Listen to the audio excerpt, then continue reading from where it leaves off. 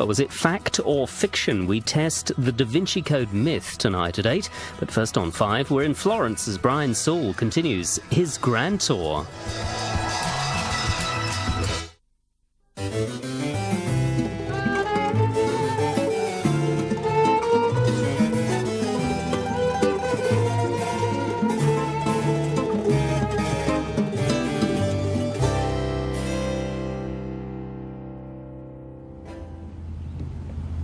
This is the very road on which grand tourists travelled the 50 miles from Bologna to Florence in the 18th century. It winds through the Apennine Mountains. Grand tourists went perhaps 30 miles at most in a day, but coming over these hills, not only were the roads rutted, there was no paving. You were over raw earth, which in summer kicked up hideous dust, and in winter was muddy. Passengers actually had to get off and walk. So any idea of covering 30 miles in a day was just out. The road's many villages provided hostelries in which to spend the night on flea-ridden mattresses stuffed with filthy straw, and be overcharged for abominably nasty food. In one of them, William Beckford, though the richest boy in Britain, was offered no alternative to crow's gizzards and mustard for his dinner. Once over these hills and descending into what was then the Grand Duchy of Tuscany, the unseasonably bitter weather changes. The sun shines, birds sing, and it is spring. Exactly what should have happened when, weeks ago, I crossed the Alps.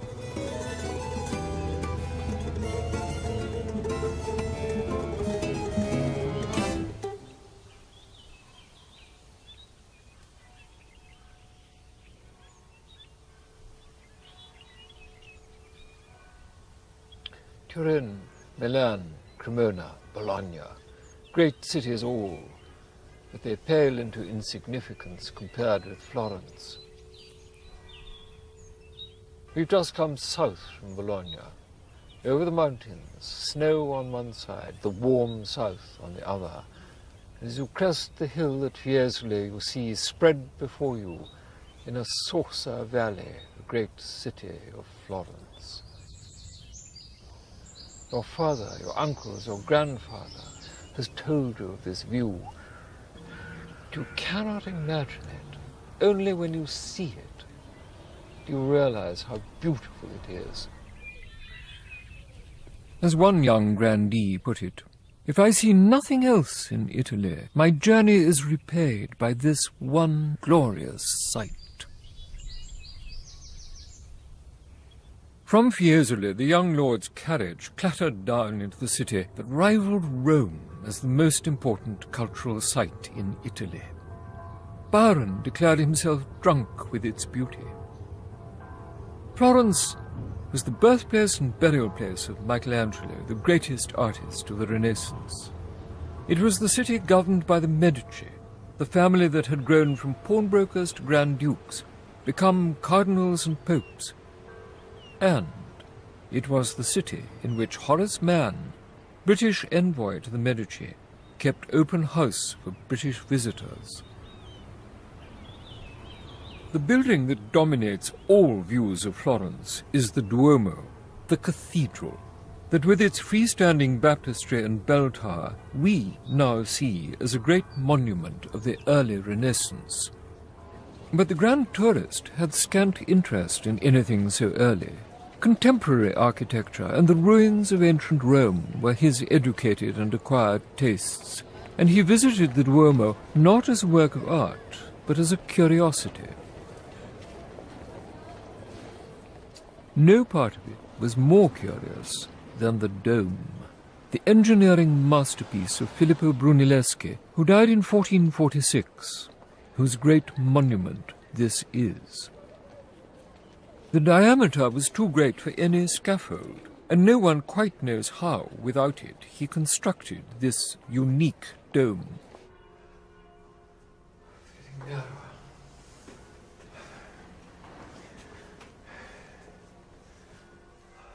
The first surprise is the view of the interior, painted, crudely, by Giorgio Vasari, huge, Michelangelo's younger friend and earliest biographer. This encyclopedic view of the Last Judgment, the bodily resurrection of the dead, their welcome into heaven, and their dragging down to hell, seems a thing of dramatic medieval horror at which a young Protestant milord might laugh. It was, of course, an opportunity for Vasari to imitate the great nudes of his hero, Michelangelo, or to rival Correggio's dissolution of the architecture of the cathedral dome in Parma. But in both he failed utterly. The anatomy of his striving figures artificial, his expressions and sub-narratives grotesque, all ranged in concentric rings about the dome, an old Florentine convention. Vasari's most grandiose work reveals how weak he was. When Brunelleschi built the cathedral, we had no idea how he was going to put the dome on, and he managed to do it without building a timber framework. And he worked out a system of concentric circles of bricks, each changing very slightly the angle as they get further in. And so to climb up the inner skin of the dome, you have to bend your head to accommodate the increasingly sloping angle of the outer skin of the dome. Very strange experience.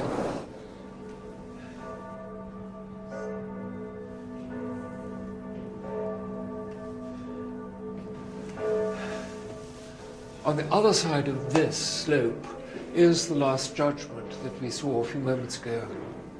And above here are the tiles that are so visible for miles on any view of Florence.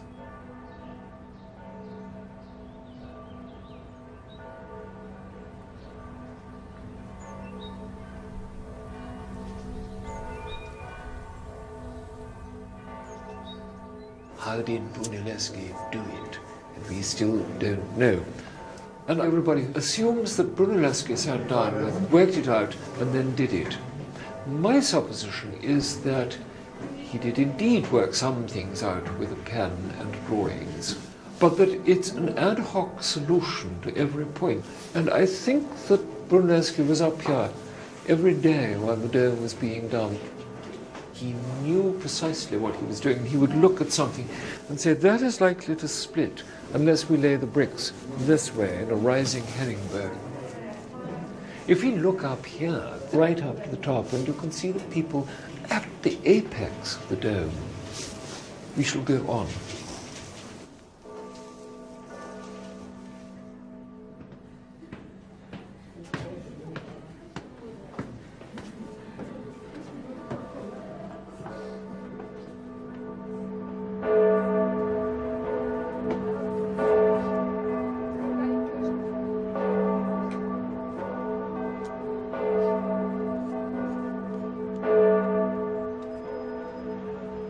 Up here 50 years ago, there was really nothing to restrain you from the invisible force that draws you over the edge of things to great height. There was only this bar. None of this was here. And it's really very strange, compelling feeling to move closer and closer to the edge and just slip into oblivion. From the magnificent marble lantern that tops the dome, Florence is laid out like a model for a bird's-eye view, and we can weave our way through the dark alleys across the River Arno to the vast Pitti Palace.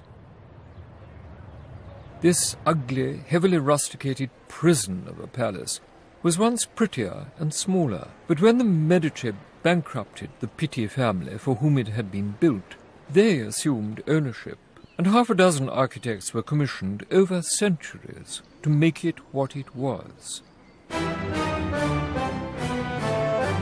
A palace for the Medici Grand Dukes, and ultimately for the first king of a united Italy. One visiting Englishman described it as the most magnificent pile in Christendom, and another thought the paintings within it the best he ever saw.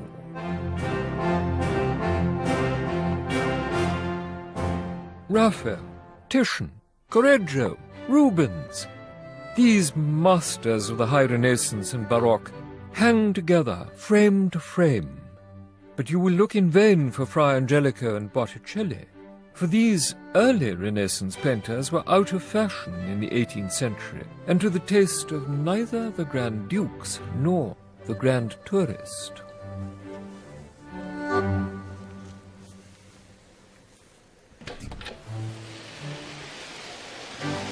Gosh.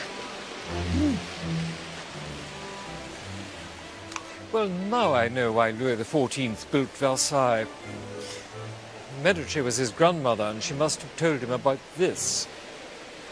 Actually, it's twice as wonderful as bits of Versailles. And look at that. Feast your eyes on it. No wonder Louis built Versailles.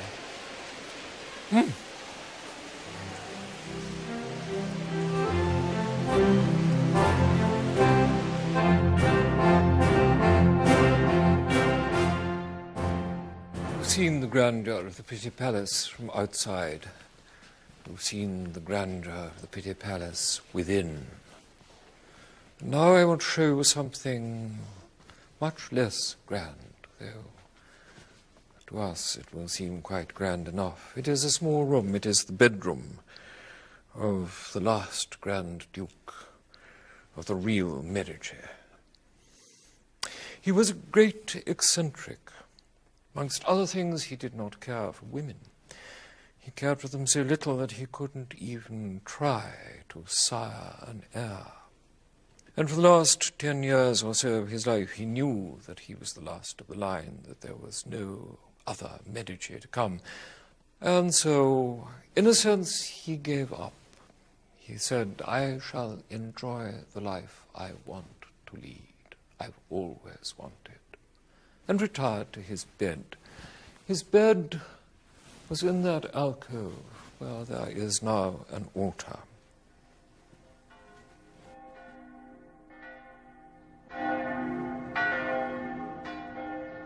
He woke at midday, the clocks of Florence chiming long. And in at that very moment, through that door, came a donkey bearing panniers of fruit, peaches and grapes. And the languid hand of Gian Gastone would reach out of his bed, still half asleep, and pluck a peach from the basket, and juice dribbling down his chin, make breakfast of it. Nothing much else happened for another 5 hours. And then at 5 o'clock in the afternoon, it was dinner time. And in came dinner and the ruspanti. Now, the ruspanti, I have to explain, were named after a worthless coin, the equivalent in Florence of a farthing, the ruspo. And they were so named because they were worthless boys, all boys, naughty boys, lascivious boys, willing boys.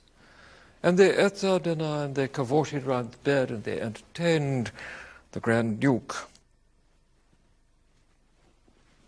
It was an extraordinary entertainment to which the occasional young Grand Tourist was a witness. Imagine, you're 18 or so, 19, 20 perhaps. You've been to Eton, so you are not entirely unaware of what is going on. But to find that it is the formal entertainment of one of the grandest courts in Europe, far grander than anything the Hanoverians could provide, was quite astonishing. 370 naughty young men attended the funeral of Gian Gastone, the last of the great Grand Dukes.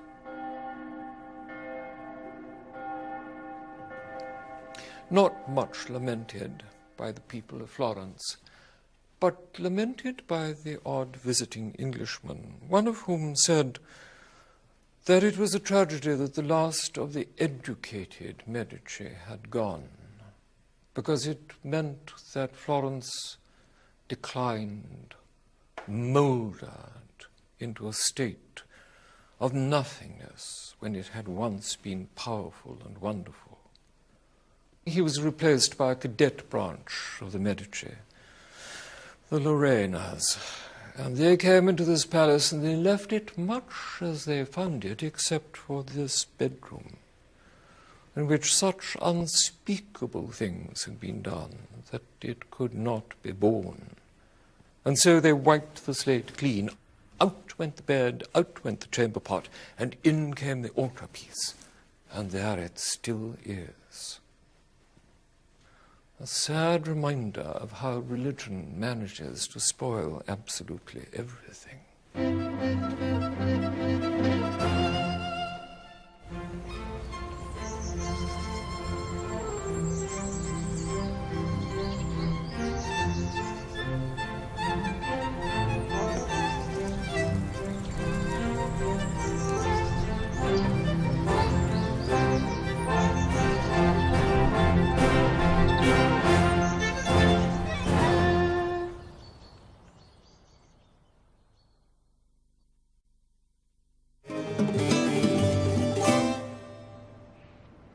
Florence lies astride the Arno, much more to the north than to the south, just like London in the 18th century. And the most famous bridge linking these unequal halves is this, the Ponte Vecchio, the Old Bridge. Now made shoddy by souvenir shops, it is, like the Dome, a point of blind pilgrimage for tourists, but grand tourists crossed it too. Ever neglectful of the social graces, I have forgotten to introduce you to my flannel Prudence. Prudence is this piece of flannel stretched over my shoulders against the bitter wind. Young grand tourists were advised to bring a flannel Prudence with them from England to protect them against unseasonable changes in the weather. Just such a change is happening now. I'm standing on the Ponte Vecchio in Florence, and the wind is as bitter as the wind on the Bosporus in winter. The view is beautiful, and I see hundreds of tourists pass before me, glancing neither left nor right, looking for souvenirs or other tourists or God knows what, but not the view. Grand tourists, however, came here for the view. Grand tourists stood where I am standing and looked downstream at palaces flanking the river.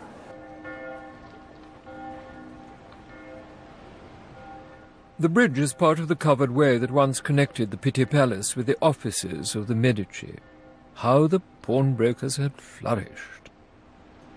We in the world now know these offices as the Uffizi, the great museum of Florentine and other paintings, commissioned, bought, taken as pledges perhaps by the Medici, and either unfashionable or too many to be hung in their living quarters in the Pitti Palace.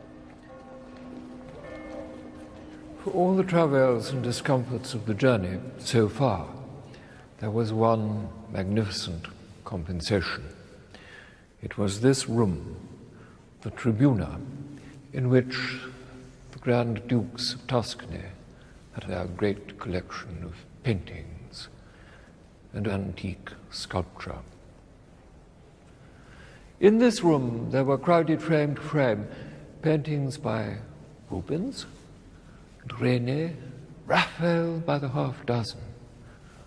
Most of the pictures have changed, and our impression of the room as it was at the end of the 18th century is formed largely by a painting done by Johann Zoffany late in the century.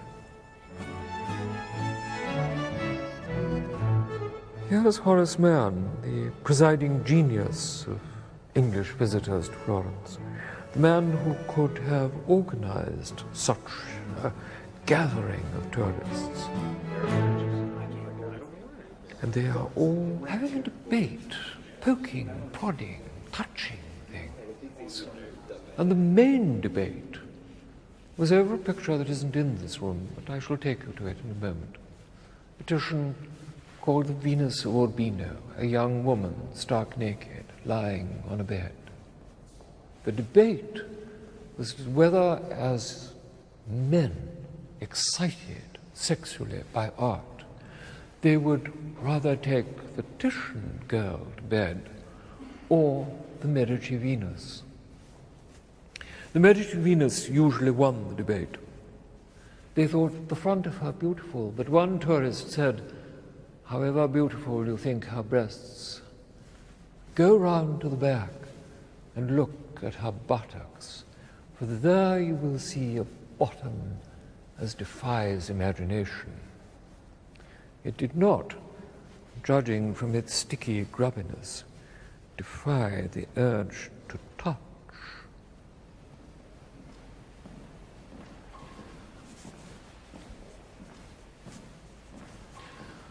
Just look at Titian's Venus. She is no goddess, but a girl of 17. She's a Venetian courtesan. It is afterwards. Her lover has gone. She lies, provoking us, kisses lying heavy on her shoulder and her neck, eye contact, deliberate. Look at her eyes, look at her disheveled hair. This is a girl who is provoking you. She is already sated, but she is ready for you too. How could the boys prefer the other Venus?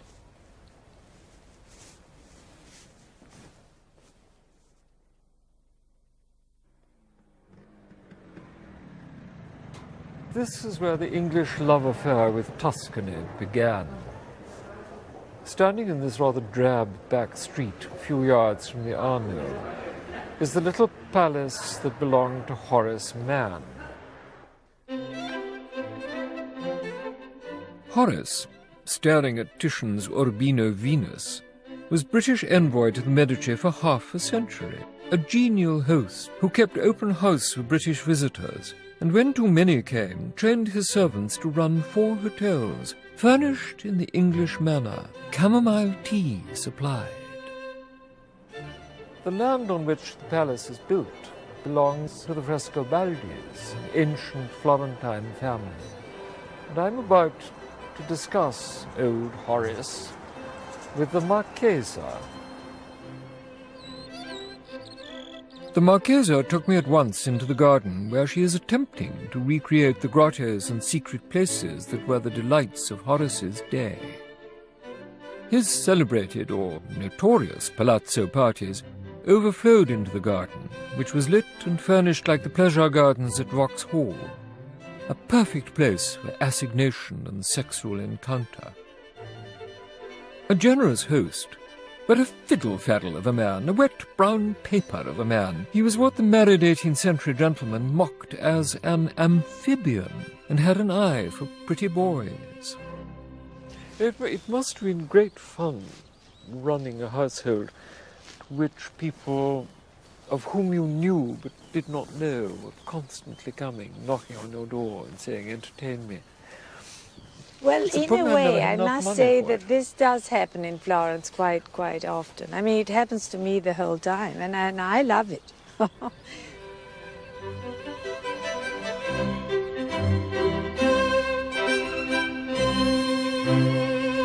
I think possibly like many people who are expatriate, he actually needed the constant feeding of people from England so that gossip could flow in both directions. In both directions, sure.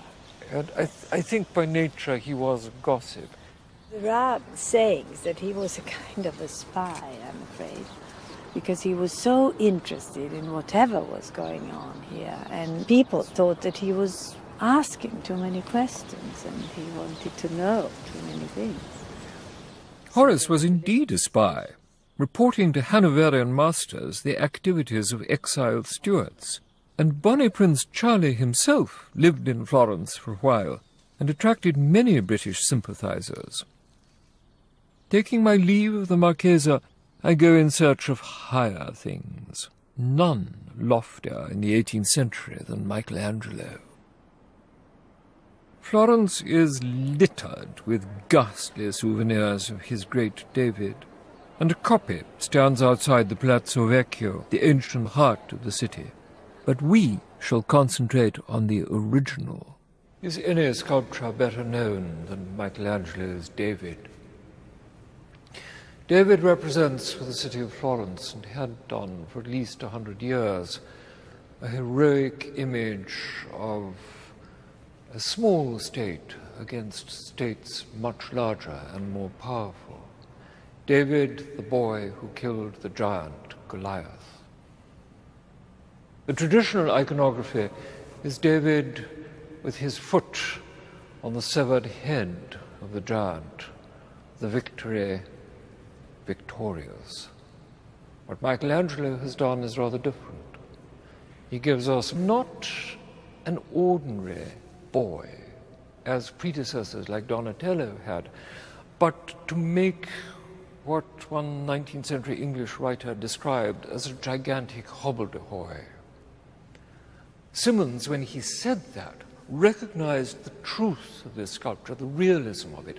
It is a boy who is adolescent, who is not full grown, who has narrow shoulders and big hands and feet, who has the awkwardness about him of true adolescence. He gives us a boy who is pensive, who knows that on his shoulders so much depends. He must be victorious. This is the moment before the slingshot that kills the giant. A slack hand, a hand about to do something dramatic.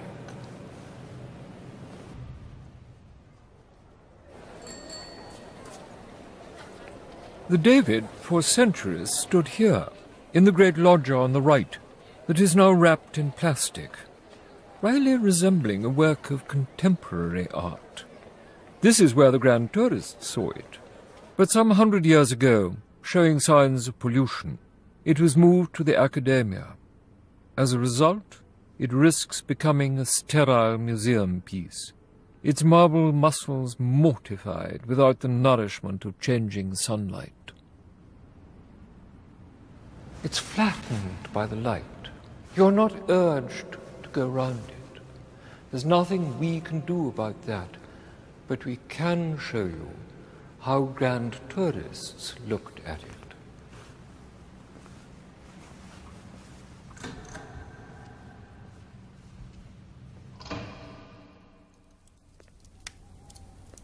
Imagine we're on the open loggia of the Piazza della Signoria. We can walk round it with our flaming brand, illuminating not only the statue but the darkness, throwing shadows. Look at the hair in this flickering light. Look at the limbs in this flickering light. This is how young grand tourists enjoyed looking at sculpture. Imagine if we could see this sculpture as we should. Fascinated by the life and work of Michelangelo, the young milords made the pilgrimage here too, to the church of Santa Croce. Luckily for them, though, they did not have to suffer this outrageous facade. It could be classified as late wedding cake or early water closet. It fits perfectly with both, for its date, insofar as you can see it, is about 1850, and it was paid for by an Englishman called Sloane. It's a perfect piece of Victorian Gothic with Italian overtones. It reminds me both of the shopping centre at Hammersmith and the Albert Memorial outside the Albert Hall. It is hideous beyond belief. However, behind it lies an ancient Gothic church of some grandeur. And a church indeed so large and so grand that the Florentines, for centuries, buried their great men in it. And it is one of those to whom I have come to say farewell.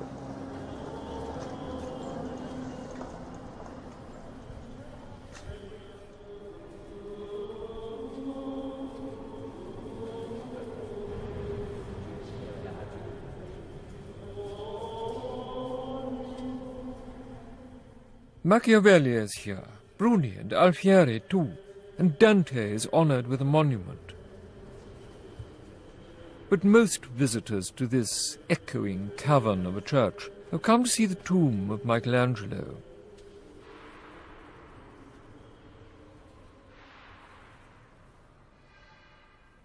He is buried here in a tomb designed by his friend and biographer, Giorgio Vasari. Vasari should have known better. It is a terrible tomb. It is topped by a rotten piece of painting by Naldini. The bust of Michelangelo is a copy of a copy of a copy of a bust of Michelangelo. Below it, there is a sarcophagus with three figures that represent painting, sculpture, and architecture. They are so bad, they make me angry. Michelangelo is the greatest of all artists. In the David in the Accademia, we saw what he did when he was very young. That gives you a measure of the man who is, I may say, dishonored by this tomb.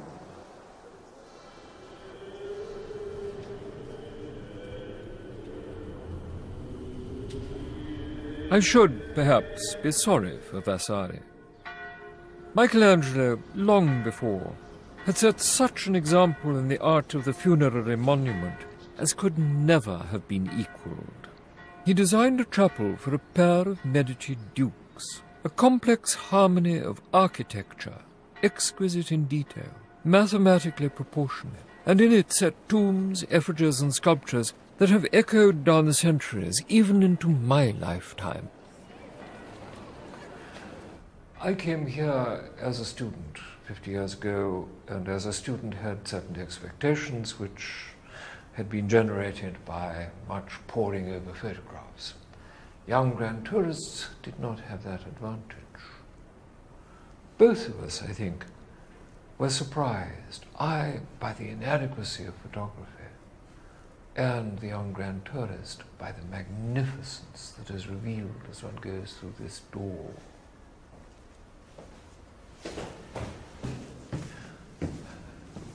From this doorway one is tilted towards this wall, containing a tomb that is so familiar. It's Giuliano de' Medici, a man portrayed here as one of fierce activity, a military man. The head comes from the David, an ideal in Michelangelo's imagination. Giuliano de' Medici is flanked at his feet by night and day. For this Medici, things were either black or white. They were positive. They were dark or light. For the other Medici, it's rather different. Here you have a man of poetic and philosophical inclinations. Michelangelo does that extraordinary thing of giving him a magnificent headdress and shadowing his face. The hand goes to the mouth. You hardly see what he looks like.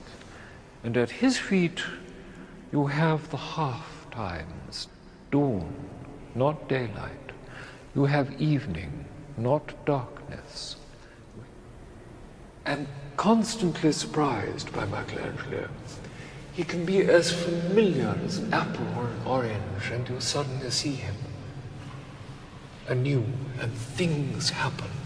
You see him with the eyes of Rubens. You see him with the eyes of all the great painters who came into this room. They sat on the floor with their sketchbooks on their knees and drew these figures. These figures influence for centuries the development of the history of art. You are in a key moment in the history of sculpture, the history of painting, the history of architecture.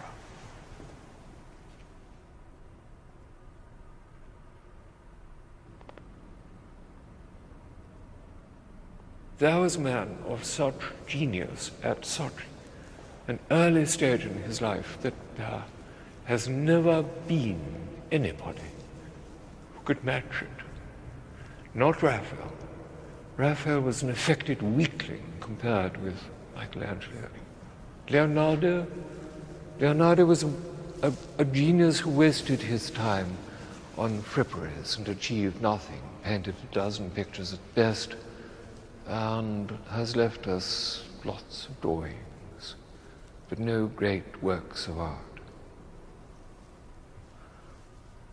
Michelangelo knew what he was doing and did it. Michelangelo had such a sense of purpose and yet was a man of extraordinary imagination and could write poetry and be affectionate to both men and women in an ideal sense. I think he was a driven soul, but it was a soul imbued with genius.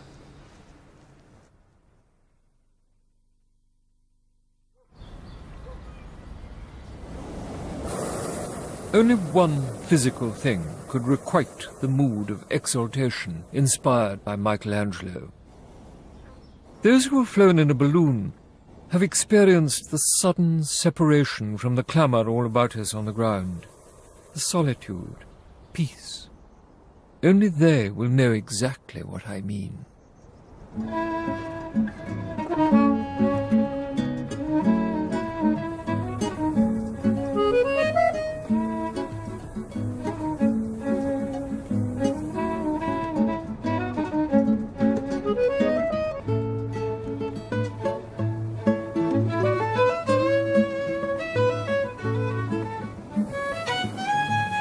Memory does not defeat me. The man who brought ballooning to London late in the 18th century was Italian, not French, and certainly not Montgolfier. That's it. That's it. My compliment. And few people know that. He set up just such a balloon as I am in Belgravia, more or less where Belgravia Square is now. And off they went towards Hyde Park with a very, very fat Englishwoman in the basket. She was so fat, she defeated the flight. Exactly. It's true. No, My great compliment. Yeah, really, I really appreciate that because many people doesn't know nothing about. Yeah. They think always that Montgolfier brothers did everything. They never flown. No. It was an Italian who came to England and said, "This is how you fly a balloon." And of course everybody flocked to it as a great entertainment. So in the later part of the century when grand tourists came to Italy, this was quite possibly something that they sought out and tried to do. So flying over Florence is not as mad as it may seem.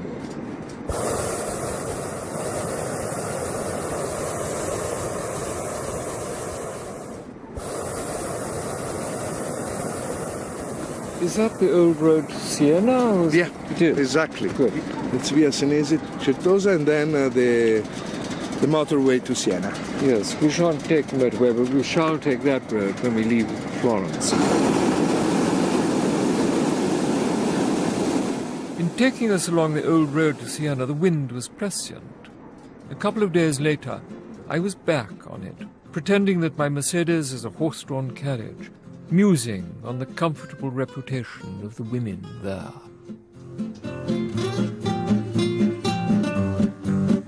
And stay with us as Brian Sewell also helps separate the facts from the fiction as we examine the Da Vinci Code myth in just a moment.